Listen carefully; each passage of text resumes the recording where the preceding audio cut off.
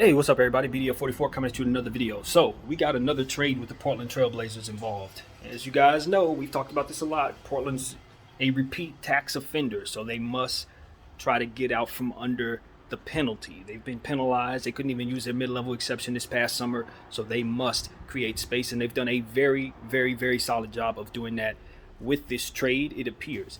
Now, prepare yourselves. If you've heard about this trade, you're hearing a lot of people talk about how horrible the trade is and how horrible it looks. But remember, we here on this channel know exactly what Portland's going through, so we are not surprised by the terms of this deal. Now check this out. The Portland Trailblazers will be sending CJ McCollum, Tony Snell, and Larry Nance Jr.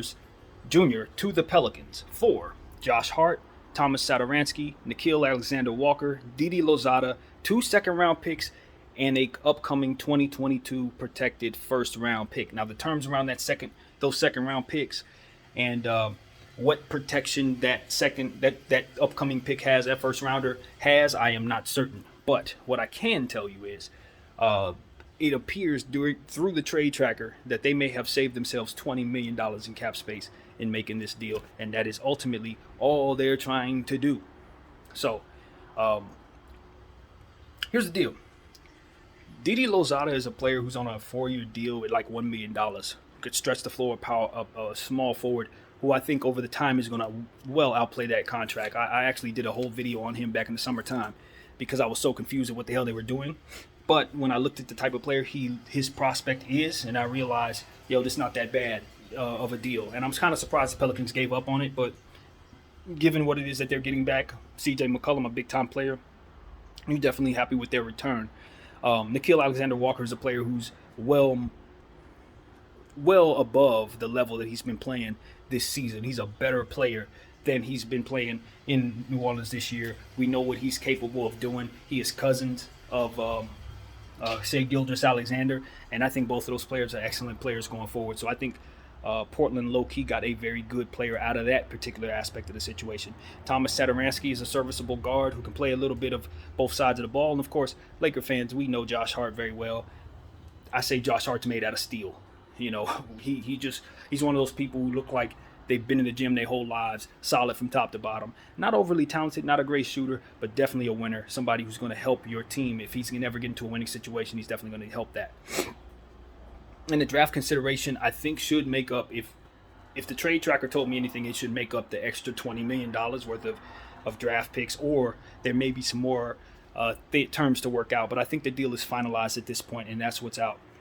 On the other hand, of course, the Pelicans get CJ McCollum. We know CJ. Now, obviously, he's coming off a collapsed lung, but he's been back for about a week or 2 weeks or so. And, he's a star-level player. He's somebody who's going to immediately come in and be able to put up a lot of points for the Pelicans right away. Larry Nance Jr., another one of our guys, believe it or not, getting traded for one another. Power forward who's very, very good at getting off the ground. That boy can fly. He's also a good rebounder, solid set shooter. Somebody who I wouldn't say is a defender, but has some defensive prowess, can block a shot here and there, rebounds the ball pretty well. He's a little above average, but I think he's a role player at this stage in his career. And Tony Snell is a guy who's a role player as well, who can help on the wing. So if you ask me who won the trade, neither team. They both kind of canceled each other out for basically what it is they wanted to do here.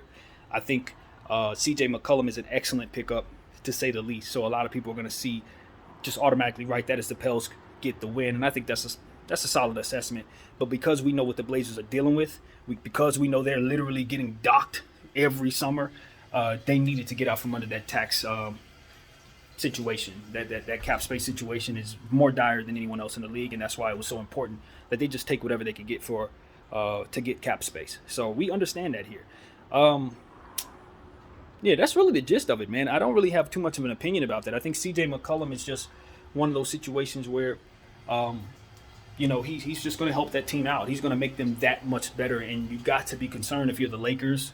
The Blazers are headed in the other direction, so we don't have to worry about them. But if they get Zion back, which it looks like they're making moves with the assumption that they may be able to get Zion back very soon, that can make them a team that's going to probably go on a nice little winning streak, depending on what all they can do really quickly. Brandon Ingram's playing the best basketball of his life right now, so they're a team that you don't want to see in a play-in tournament. If they're able to string together a nice little 5-6 game winning streak, if the Lakers continue to struggle, this is a team that's going to be sliding themselves into the play-in picture.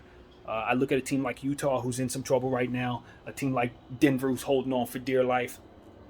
These are teams that may end up falling out of the playoff picture if they don't get their stuff together. And a team like the Pelicans, with the acquisition of CJ McCollum, may be able to slide up and put themselves in that position themselves. So look out for the Pelicans. I think the second half of the season is going to be very, very important if Zion returns for them.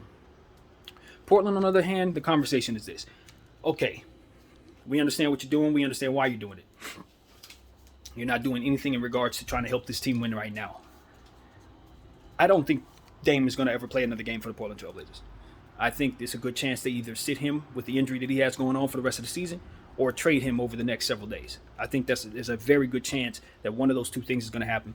This team cannot win. They've gotten significantly worse.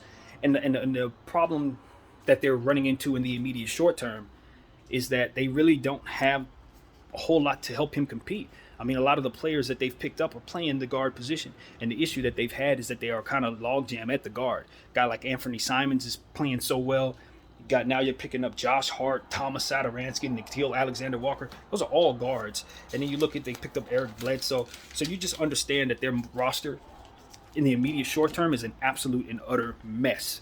It's a disaster. But you don't care because they're tanking. That's the reality of the situation. They are tanking. This roster is crap. They know it. They just hired a new coach in Chauncey Billups, so I'd imagine his job is safe. You know what I mean? It's not like they're expecting him to get this team into the play-in tournament at this point. I would imagine they're probably going to try to shave off some of these guys. A guy like Thomas Satoransky, I could totally see them waiving him or something like that because they just have too many guards to even give these guys roles in the short term. And while you are trying to fix your books, you still got to play basketball. And so, Portland is definitely a disaster right now in terms of their roster. But their books have cleaned up dramatically. I mean, absolutely dramatically. And for those who are saying their GM is doing a bad job, I beg to differ. Because when you look at the needs of that owner, his GM is doing exactly what he wants him to do. And I would argue they low-key picked up some very good talent in these bad-looking trades. As I said, Nikhil Alexander-Walker, that's a guy. Those picks, they got a lottery pick coming up or a 22% protected first rounder. That's equity. Those 2 second-round picks, that's equity. And I'd imagine they still have their picks because they haven't traded them away. So they're going to be big players in the draft coming up. And I think they're going to be able to turn themselves around rather quickly, judging by the cap space that they're creating for themselves. I look at the fact that they picked up a guy by the name of Keon Johnson. In that last trade with the Clippers, he's somebody who's considered a good pick. I think he was 20th pick in the draft this past year.